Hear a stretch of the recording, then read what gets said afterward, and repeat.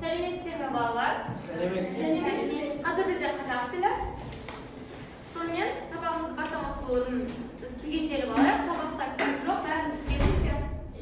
Деп ойлаймын.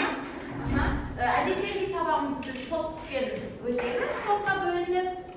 Енді біз топқа қалай бөлінеміз? Әр кезде әрқалай. Ал бүгінше біздің тақырыбымызға байланысты мына қима қағаздарды аламыз да, осыдан кімде қандай суреттер шығады, сол бойынша құрастырып тобымызды шығарып алайық. Қане қалаған бір-біреміз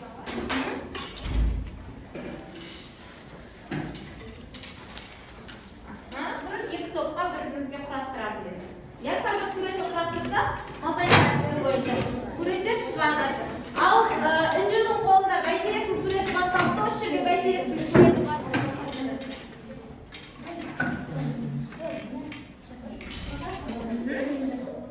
Қанша аттарымыз осы жерге құрастырамыз. Қане бір-бірімізге құрастырып, қазір осы жерге құрастырамыз. Шықтан ақайы көрекші.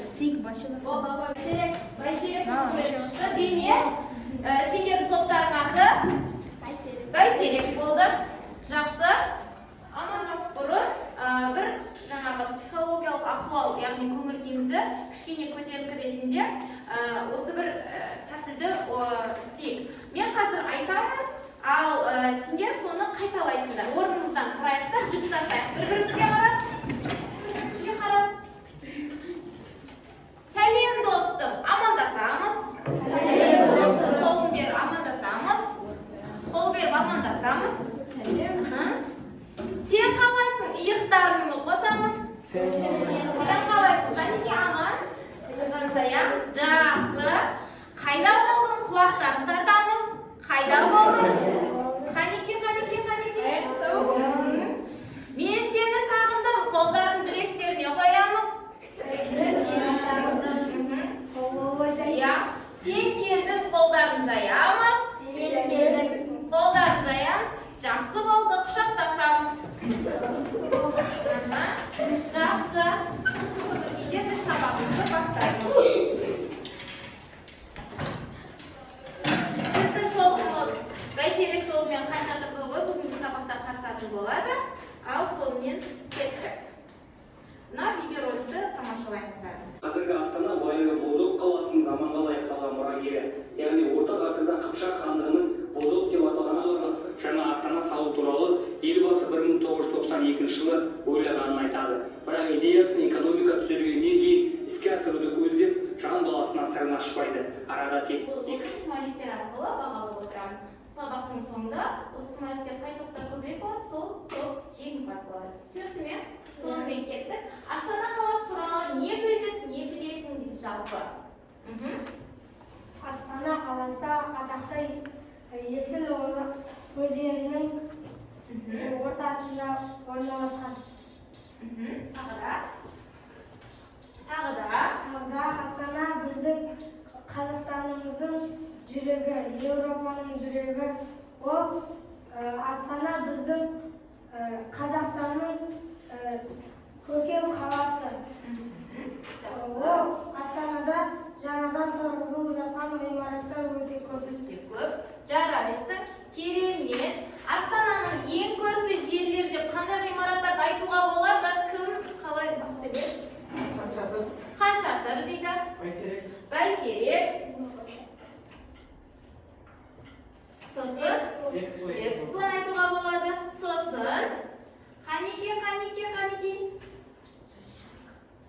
Бар ма екінші топтан? Бақтылек 3 ғимаратты айтты. Одан бөлек қандай ғимараттарды білеміз? Бурабай біз Астанаға жатырсамыз. Бурабай қайда орналасқан? Тағы да бар ма? Астанада қандай қызықты жерлерге бардыңдар? Жалпы Астанада болдыңдар ма? Бәйтерекке бардым дейді. Экспоға бардым дейді. Хан-Шатыр. Тағы да Аман, бардық па Астанада болғанбыз ба жалпы? Болды. Қайда болдық? Қай жеріне барғанбыз? Бәйтерекке бардық. Келесі. Тағы да?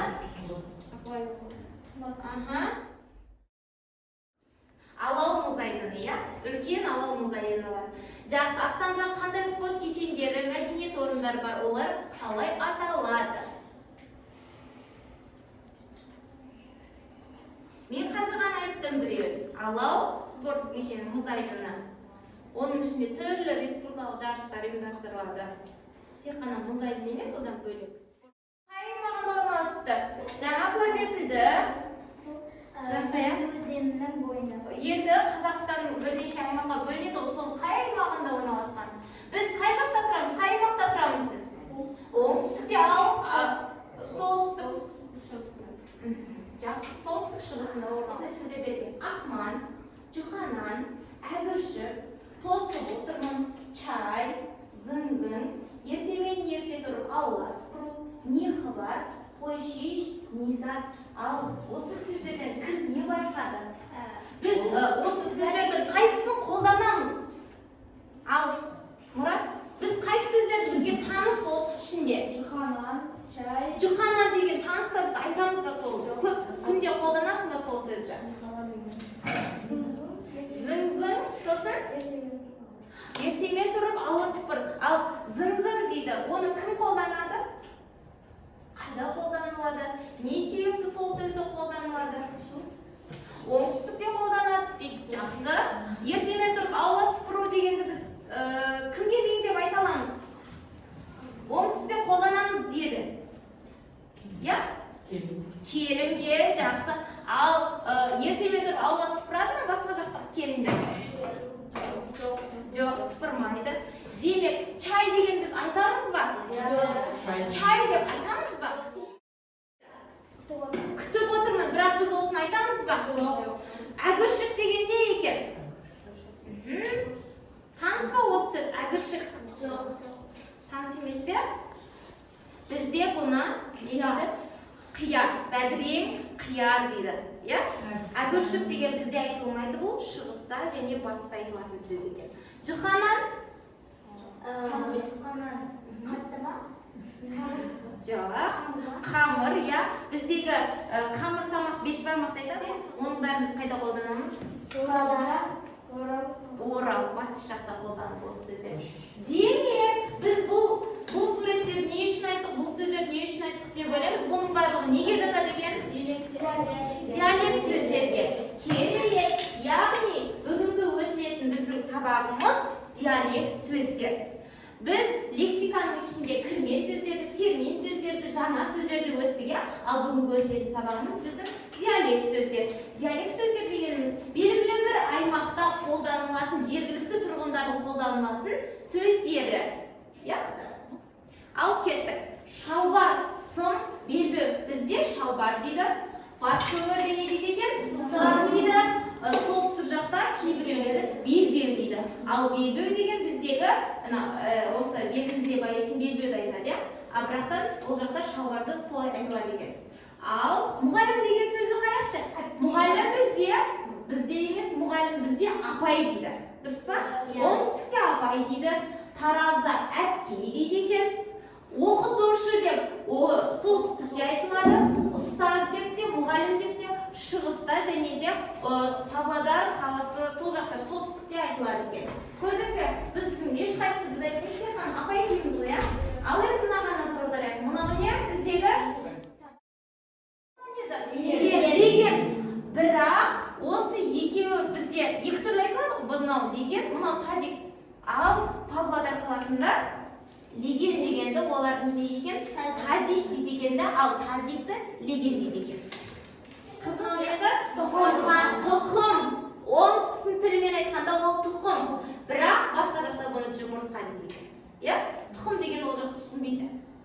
Сосын келесі сөзіміз әпке. Бізде не дейміз? Әпше дейміз.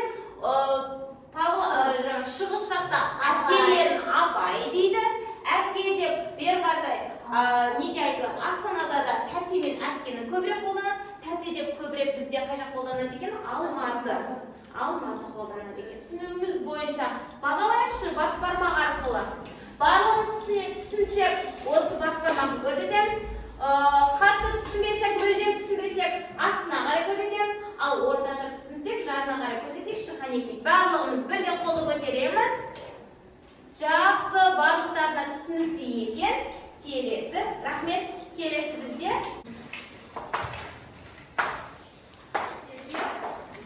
Yazamız.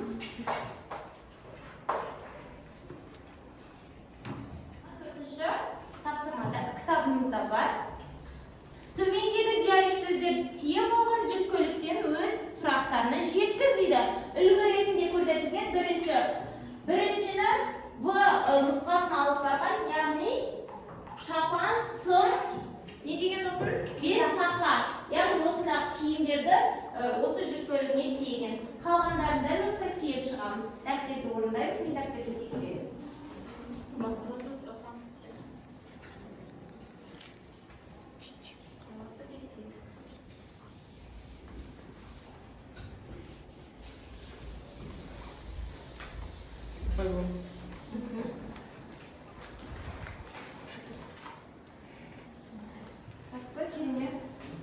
Bizde qancha topында барлығы birinchi bitdi, және де барлығының жауаптары дұрыс болды. Қазір мен жауаптарын сонда да айтып өтемін де тексереміз. Жақсы ма? Бастаға болды, я? Бәріңізде солай үлгі бойынша. Екінші мына жерде біз нені көріп тұрмыз? Дарбыз, бәдірек, діңгелік. Үшінші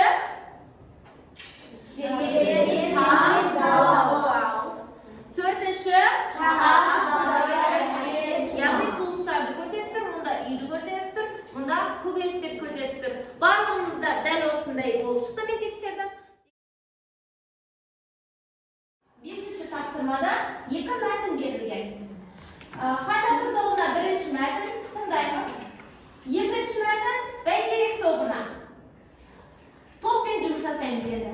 Осы мәтінді оқимызда ішінен диалект сөздерді теріп жазамыз. Бар болса.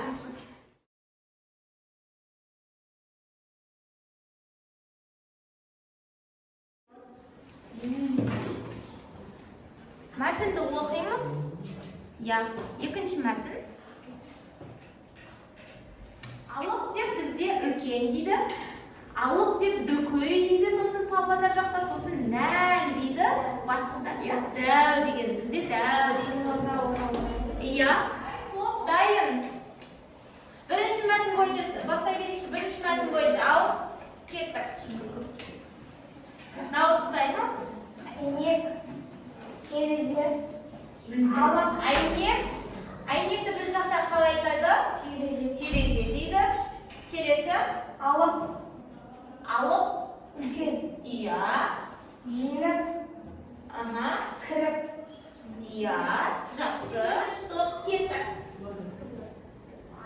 Қане кейін кім айтады? Інжу. Аждаһа деген қандай сөз? Айдаһар. Келесі. Айдаһар. ерлік, Ерлік. батыр. Ерлік жұмыртқа. Сосын тағы да сұмырай. Айта ғой. Бар ма? Нама? Ей батыр, бұл жерде ей деген қараққа сөз болып тұр. Жоқ, бізге диалект сөз керек еді. Не қалай? Иә, сұмырай дегенді жатқызуымызға болады. Жақсы, кейін өлеңде оқып шығайық бірінші. Жай ғана оқиық өзіміз. Сосын бір әннің бұл сөздері. Қандай ән деп ойлаймыз, соны жасырайық. Ал, Мұрат, білеміз бе? Сергей Ибрагимов. Сергей Ибрагимовтың қандай әні? Бірақ Сергей Ибрагимовтікі, иә? Білемін. Енді мына жерде қарамен жазылған сөздерді оқиықшы бірінші. Қаяқта, қай жақта, еркін, бұяқта,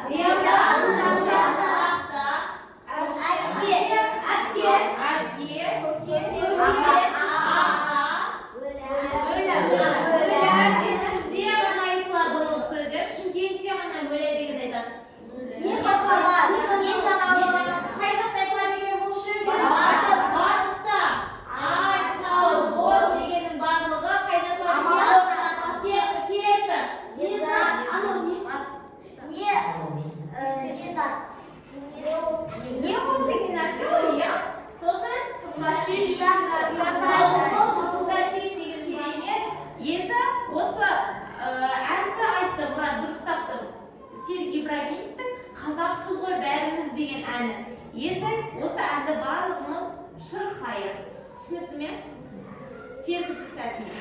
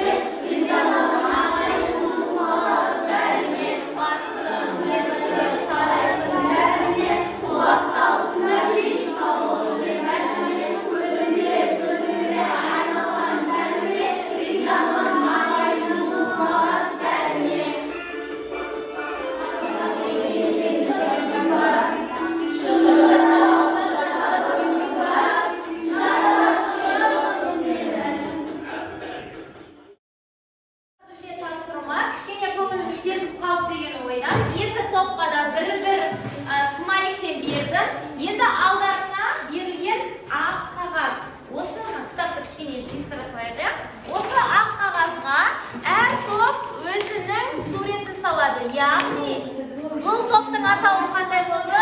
Бәйтерек, демек бәйтерек. Сурет саламыз. Екінші топтың атауы сосын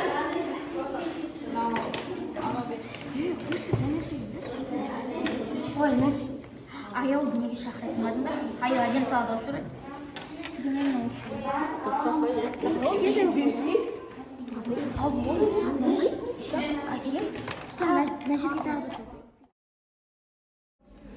Балалар, бізде уақыт бітті, 3 минут уақытымыз өтті.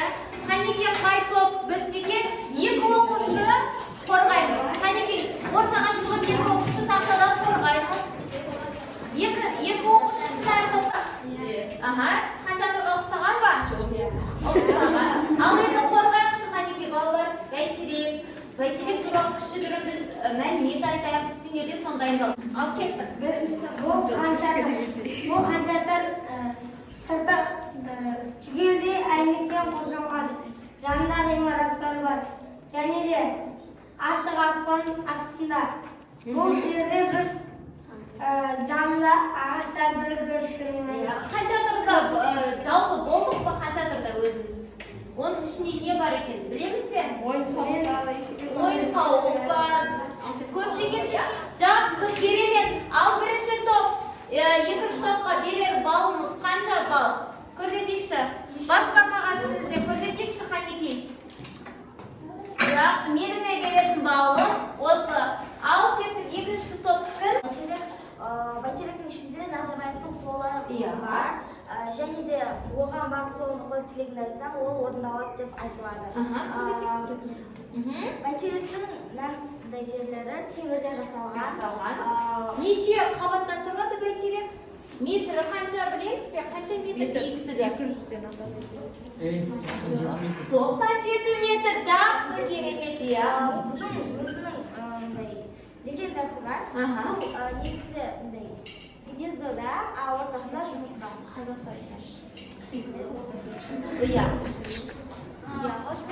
Ұясына ұқсайды. Ал мынау жұмыртқа. Жақсы, керемет бір аңызды да айтып өтті. Екінші топқа берер бағамыз қалай бағалаймыз? Барлығы керемет. Жақсы, екі топта отырамыз.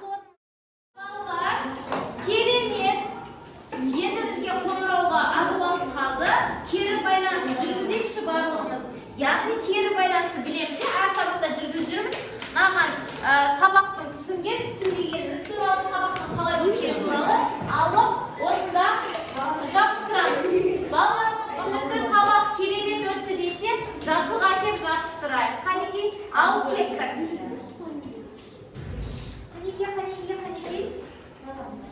Я жазып, сабақтың қалай өткен өтпеген пікіріңізді осы бағдаршам әдісі бойынша жабыстырып өтеміз.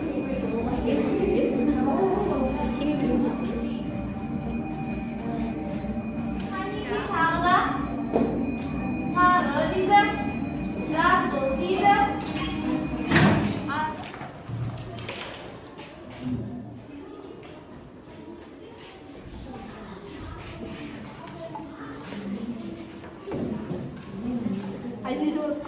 Балалар, бүгін барлықтары сабақ өте түсінікті өтті. Керемет өйткені біздің бағдаршамызда жасыл түсте барлығының ой пікірі осында толып қалды, иә? Керемет барлықтарына бүгін біздегі смайликтер бойынша көрейікші, санайықшы. Қай топтар? Бесеу. Бірінші